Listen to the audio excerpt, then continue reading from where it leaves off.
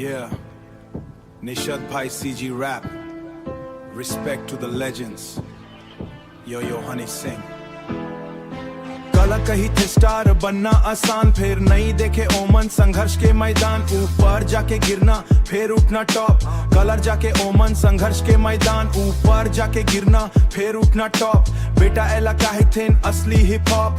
दिल्ली के गली ले सपना उड़ीस, बीट आओ माइक संग रिश्ता जुड़ीस।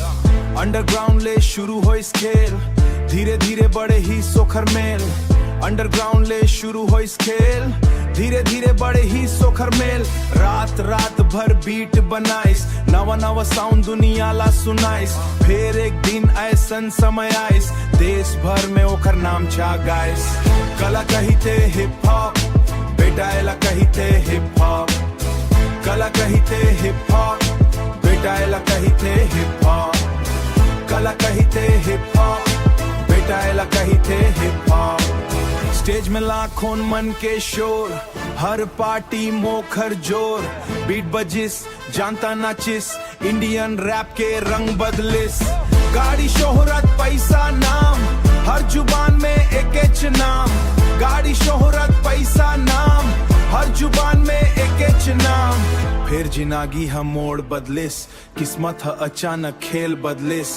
भीतर चलत रहीश एक लड़ाई, बाहर दिखत रहीश चमक दमक भाई। दुनिया सोचे सब वो बढ़िया, फिर मन में चलत रहीश अंधियारिया। कुछ साल मन चले दूर हो गए, फैंस पूछत रहिन कहान खोगे। बाढ़ में खुद बताई सपन कहानी, मानसिक स्वास्थ्य से लड़ाई आसान नहीं रहीश। जिंदगी सिखाते हर इंसान ला, हार के बाद जीत पहचान ला। गिर के उठना फिर लड़ना, यही चसली सपना गढ़ना। फिर बीट गूंज जिस माइक उठाइस, नाव जोश ले मंच में आइस। नाव जोश ले मंच में आइस, नाव जोश ले मंच में आइस। कम बैक करके दुनिया ला बताइस, असली खिलाड़ी हार नहीं मानी हाइस। आज घलो लाखों फैन बना थे, नवा म्यूजिक ले दिल जीता थे। गलती ले सीख आगे बढ़, यही संदेश दुनिया ला देते।